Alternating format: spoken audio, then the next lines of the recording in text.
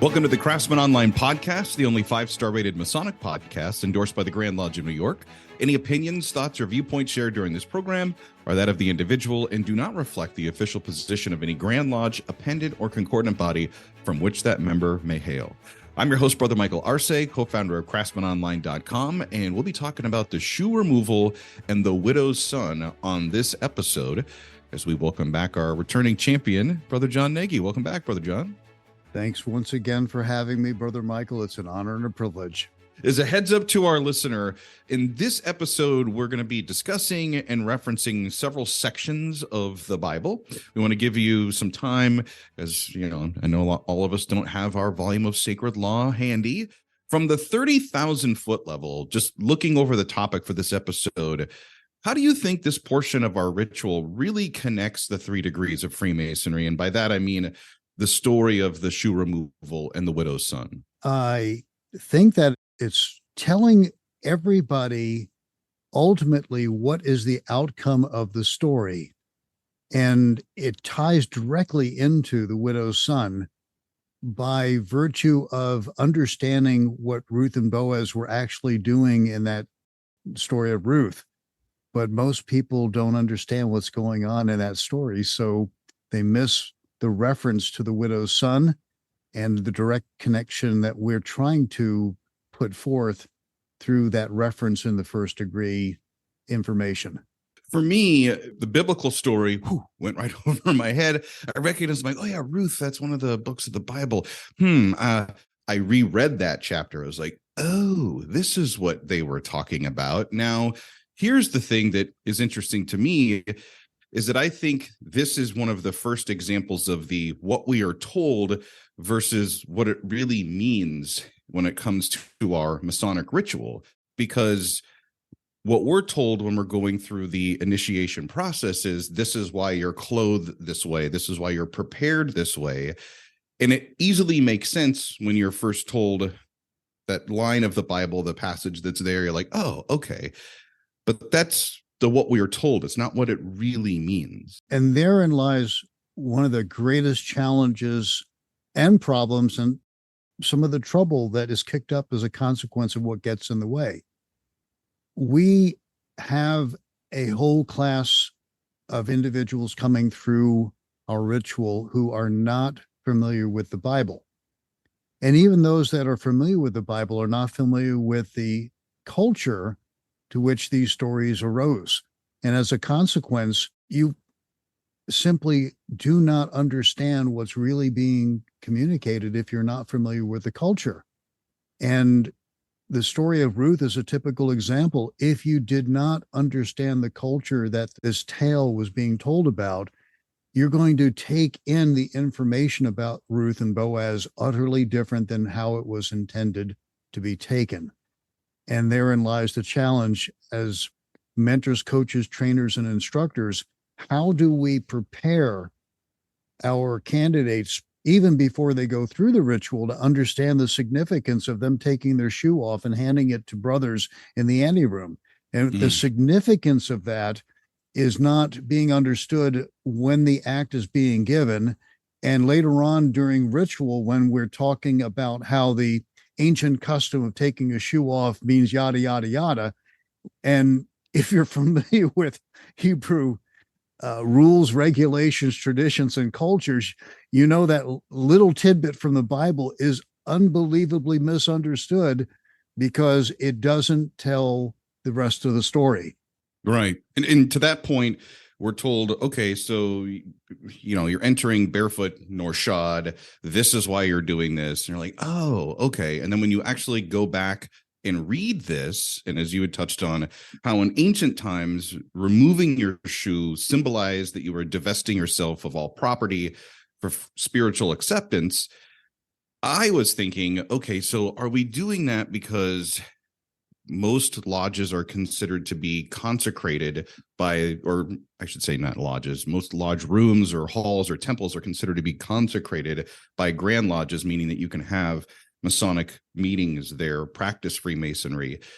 Is that what we're doing? Is that yes, on one hand, I'm being told this is to remind me if I ever find myself in this dress this way in life again, this is how I should act. Or did I take off my shoe because I'm honoring that ancient tradition? Oh, so many different layers. Where do we begin? First of all, taking off the shoe is the custom that was put forth in ancient Israel, particularly in this particular situation when property was basically being transferred from one person to the other. But in the Ruth tale, that wasn't the case. Property was not being transferred from one person to the other. The right to purchase property was being transferred from one person to the other. The guardian redeemer, who was next in line to accept or purchase the property from Naomi, which included Ruth as the property, that person did not want the obligation that purchasing the property entailed. And so what he did was he said to Boaz, here, you take that property from Naomi, you purchase it. I relinquish my right to the purchase of that property. I'm now giving it to you. I'm no longer going to lay claim to the purchasing right to that property. And that's wholly different than divesting yourself of all property. There's two sections I think we're going to cover in this episode. Like you said, there's some layers, and we could start you were touching on the ceremony of the shoe removal, how this was an ancient practice, removing one shoe. How is this now becoming relevant in Freemasonry as they're writing this ritual and they're trying to incorporate this? It's significant because in the tale of Ruth, Naomi was a widow, and so was Ruth, and so was her sister-in-law. And in the tale that was told, Naomi was inheriting all property from her husband because her sons had died also. So she was left with no means of support and all this property that she had to take care of, including and not being limited to her two daughter-in-laws.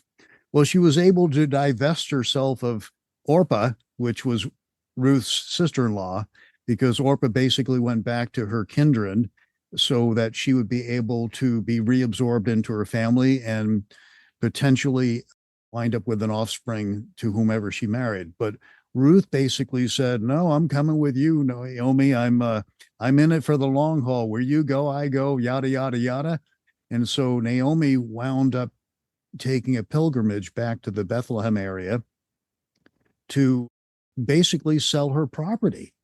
And the interesting thing is that Naomi's obligation to make sure that her property was kept in the family was ever looming on her mind. And it is a tradition at that time that you relied upon what is called a kinsman or a kins redeemer or a guardian redeemer, who you would go to as a last resort to have them purchase your property from you, with the idea that they would assure that it would be inherited by your offspring. Well, here's the thing. Ruth didn't have any kids, no offspring, no males, no whatsoever. So Naomi had a daughter-in-law, and the daughter-in-law had no offspring, and they had this property that they had to get basically handed down to the offspring.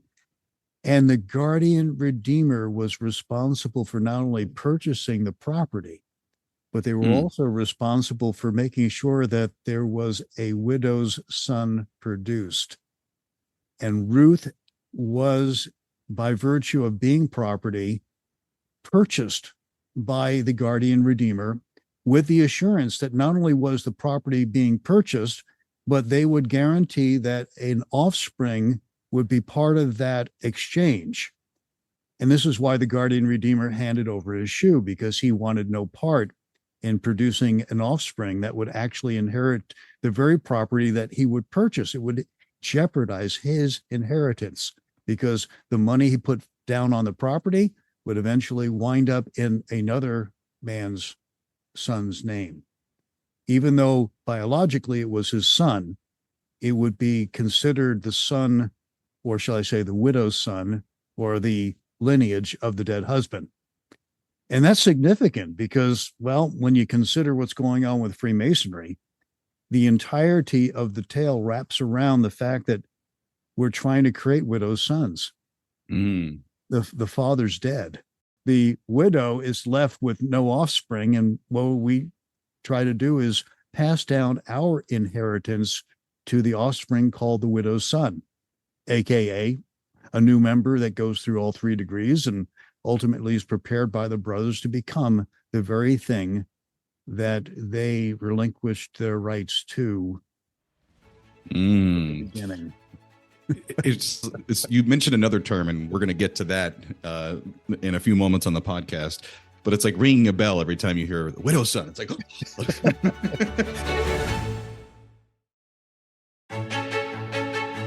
So is it fair to say that for the newly obligated brother, the plucking of the shoe confirms, if you would, for lack of a better term, the change or transfer of rights to, in Masonic bonds, the obligation that now exists?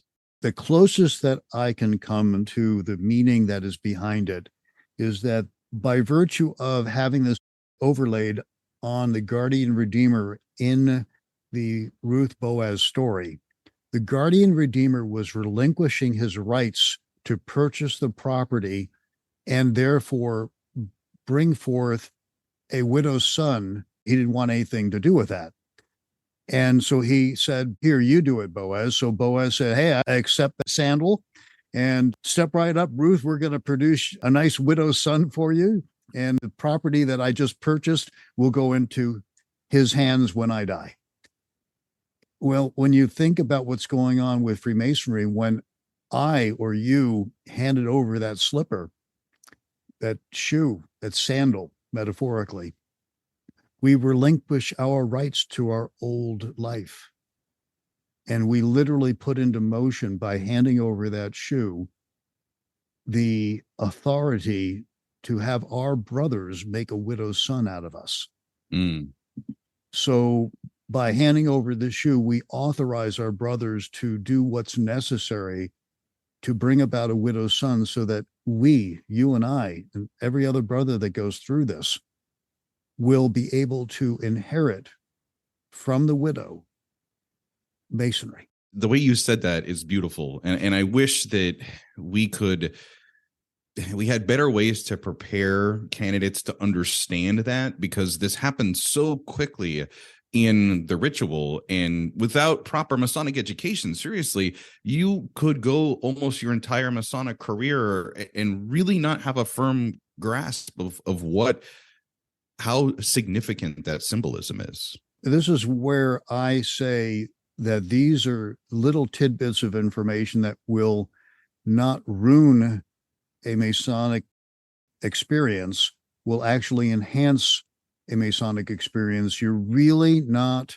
in any way, shape, or form letting any secrets out of the bag by going over the Ruth Boaz story and basically saying that when you hand over your shoe as a candidate, understand you are relinquishing something, and you are authorizing the person that you hand over that shoe to bring about a widow's son. Now, how different would your experience have been if somebody says to you, I want you to hand over your shoe to me, in those words? Right.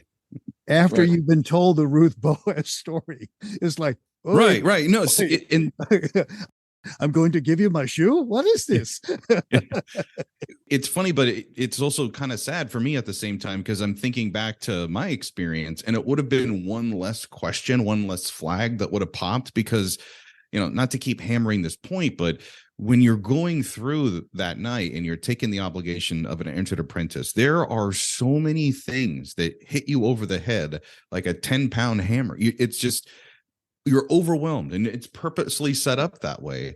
But this is one of those teachable moments, really. And unless you have, and I felt like I was failing, that I had not spent enough time as a youngster in Bible study, or, even though I went to a religious school for elementary school, that I didn't immediately connect that story because you hear the line so quickly and then you move on to the next part of the degree and that's it. It's gone. Bam, bam, bam. The fire hose experience. You're washed away with all the force of the water that could ever be exerted upon you.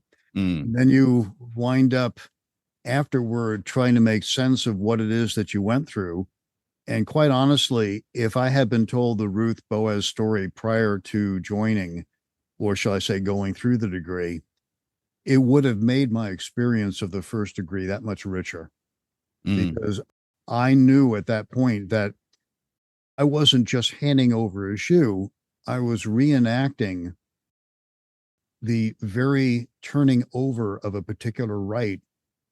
In this particular case, my old ways, my old life.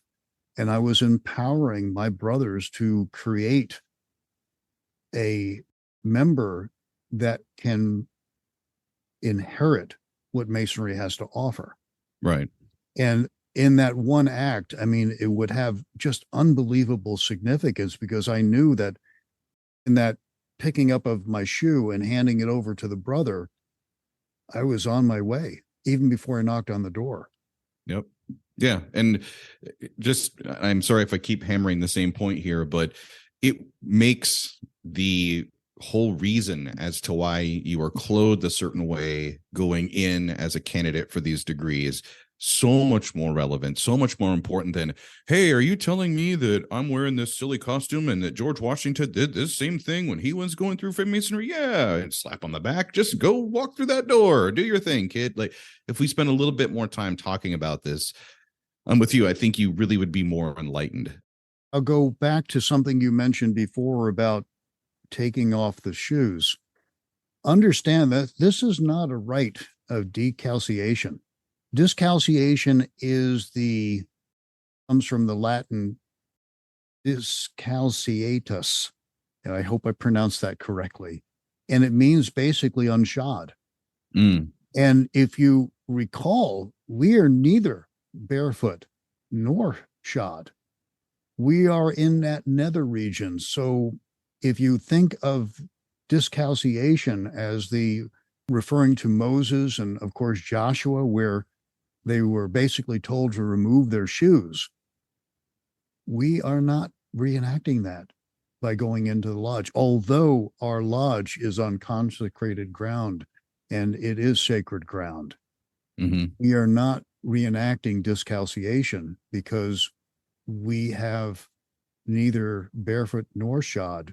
And of course, discalciation is barefoot, and we are not barefoot nor shod. So what I think the wisdom, I love this, the wisdom that our writers of our ritual had by saying neither barefoot nor shod, they were communicating very directly to the people who knew better, who are well schooled in Bible literature and rites, to say quite succinctly, dude, this is not discalciation. How do we know? Because you were neither barefoot nor shod. And discalciation, if you know what the word means, it means unshod. So we know right away that going through these degrees, we're not neither barefoot nor shod. So although it's sacred ground, we're neither barefoot nor shod. And because we're neither barefoot nor shod, we know that that is not the rite that we're going through. We're going through something utterly different. There's another term you mentioned that is part of this podcast episode, and that's the widow's son. Those words have a very special place for Freemasons. And this is another place where you can make another quick Masonic connection here. When you read the Book of Ruth, you have Boaz and the widow's sons. Those are lifted literally right out of that and inserted into our ritual. How relevant is the rest of that story? We talked a lot about the plucking of the shoe and Ruth being the property, but the widow's son part, how important is that? As it relates to Masonry, when the guardian redeemer relinquished his right to the purchase of the property, Boaz stepped up immediately and said, you see it here, folks. He's turning down Naomi's property and he's handing over that right to me, and I will purchase the property. And very shortly after that, Boaz and Ruth were engaged in making the widow's son. And of course, we know that that son became part of the lineage of David, and ultimately, if you read the Bible, that of Christ. So we're talking about a reference to a widow's son that in itself, when you understand that we had a gentleman by the name of King Solomon, who at the time of our particular degree of current drama, historically was a widow's son. And quite honestly, I think he might have been a widow's son twice over, because if you remember, his wife, the wife of David, Bathsheba, if I remember correctly, was a widow. King Solomon was a widow's son at birth. And then later on, when King David died, he was a widow's son twice over. If you look at the timeline of everything unfolding at the time of the building of King Solomon's temple, King Hiram of Tyre was also a widow's son. And of course, we know from scripture that Hiram Abiff was also a widow's son. The theme is pretty well enforced, I would say.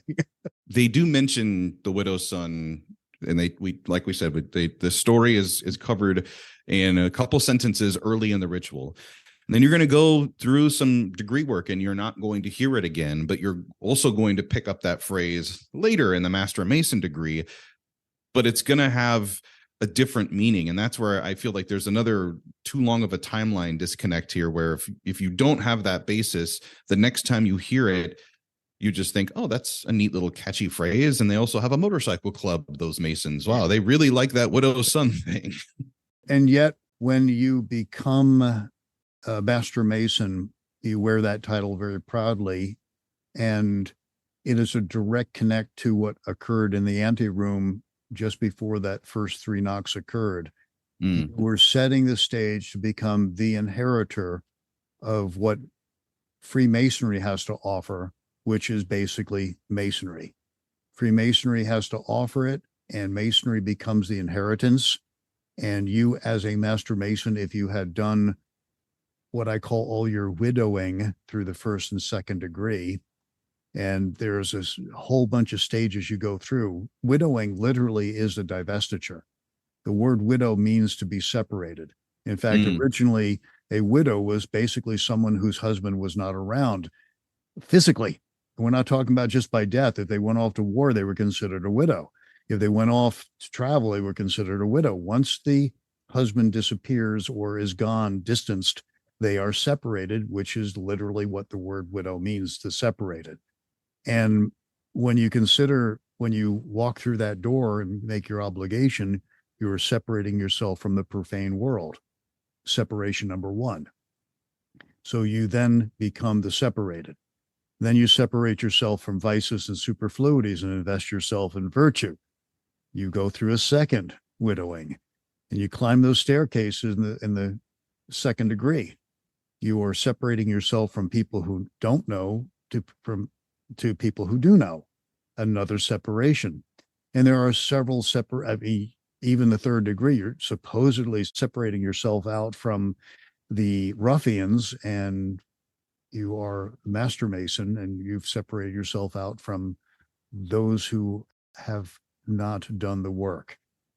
So you stage several steps throughout your Masonic development and reinforcing that theme of separation. And you become literally the offspring of the separated, or the separation process, aka Freemasonry. And that's the other beautiful part of this story, is that there's multiple angles. And I like the other connection that you can make to the widow's son is it's also part of the obligation that we take as a Master Mason when it comes to looking after our fellow brothers, their wives, widows, and orphans, and children in times of need. And bang, there's another reminder right there that part of our role as a Master Mason is not only to, improve ourselves, become a better man, but also be a caretaker, for lack of a better term, to our brother and those that are important in his life. Indeed. I wish I could carry that further, but you said it perfectly. So we're going to take a step back, and I love, having these conversations with you, Brother John, because we take something that I'm sure many of us are familiar with when it comes to our ritual or about Freemasonry, and we get a much wider perspective. So let's do that with the story of Ruth here. Do you feel that the inclusion of Ruth and the plucking off in the shoe, that's really also a metaphor for our relationship, and that's the one that we're trying to seek or form a better one with the grand architect of the universe as we are beginning to lay our foundation and build our spiritual temples? Absolutely. As I have shared with you several times before, our mission, our very purpose is spelled out in the first degree. I know that we are to subdue our passions and improve ourselves in masonry, but that's a subplot. It's a subtopic, a subtask of a much greater task, because that is the beginning of an end in mind that is clearly spelled out in the first degree. And that end in mind is to erect a spiritual building that is agreeable to the rules and designs laid out by God himself. And in order for us to embark on that path, to be able to inherit the ability to understand the master's word so that we can understand what God's rules and designs are, we have to leave behind childish ways and start a new life. And if we are to understand God's rules and designs, and thereby understanding God's creation, both mankind and the universe, we have to commit. And if we're going to inherit that connection with God, we've got to get on the path and do what's necessary as laid out by ritual itself. So when you think about handing over that sandal in the anteroom and how it's directly connected to inheriting masonry, and why are we inheriting masonry? So that we can eventually use masonry to erect that spiritual building. But you can't build the spiritual building until you understand the rules and designs laid out by God, and that takes work, Masonic work. So we are directly connected, as you can't affect one end of the stick if you pick it up without affecting the other end. The end in mind is to be well connected and to be literally a manifestation of God's rules and designs on earth. The word made flesh, so to speak. That all starts with handing that slipper over to your brothers and allowing them to guide you toward all the things, all the activities, all the disciplines that need to be internalized so that you can ultimately have that spiritual building and become a manifestation of the rules and designs that God has laid out for us. I love how you put that. And, I sit here and I think of, for some brothers, unfortunately, the only way for them to get that light and masonry that's promised to them is to read books. Like, I can see your screen and there's the library behind you. And, no doubt in my mind, like, I think all Masons eventually build that, their own reading room, so to speak. But what's interesting is we are told in the first degree as well that everything we need to know about Freemasonry is contained within this book, and we're actually handed one. And I would encourage brothers, if you have your Masonic Bible, at least in my jurisdiction, I know in several others, the Masonic Bibles actually have particular points that'll tell you read this part of the scripture or go here and do that. Read those books. Now, I understand that it may have been some time since you've opened up the Bible and read it, which is fine. And that's what you're here for. And I think that when you at least do that work and tune into future or past episodes with Brother Nagy, you're going to have a better understanding of where he's going with. And then now you're actually getting the real enlightenment, not just the light that you're promised. Keep in mind that, and by the way, thank you for those kind words. You cannot truly appreciate and understand that holy writ without studying the trivium. We're talking about grammar, logic, and rhetoric, including figures of speech and idioms, and the cultures to which these words are being used, and the manner to which their rules are applied to these words. You would not understand Ruth if you were just to be able to open that book and just read the words, because Jewish tradition needs to be understood. You need to understand the basis of what a kinsman redeemer is, or a guardian redeemer, and how it was so important to keep property within the family.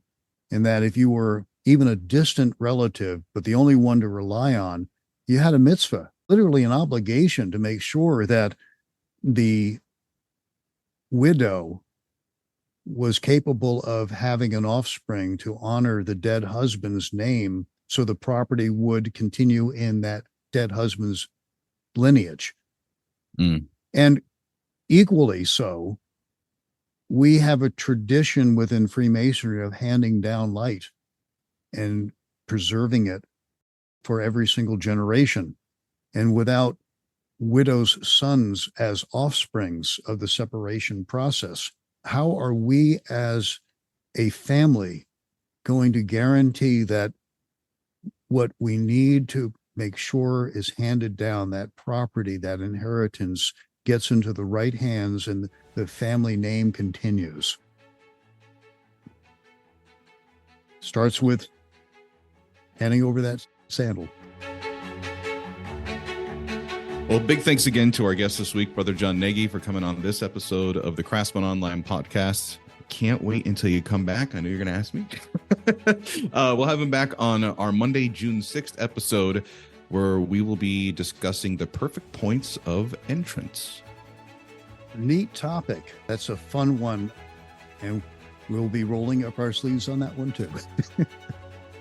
If you've enjoyed this episode and you want to hear more, you can just tell Siri or Alexa to play the Craftsman Online podcast. We are available on all streaming platforms with new episodes every Monday morning. Until next time, let peace and harmony prevail.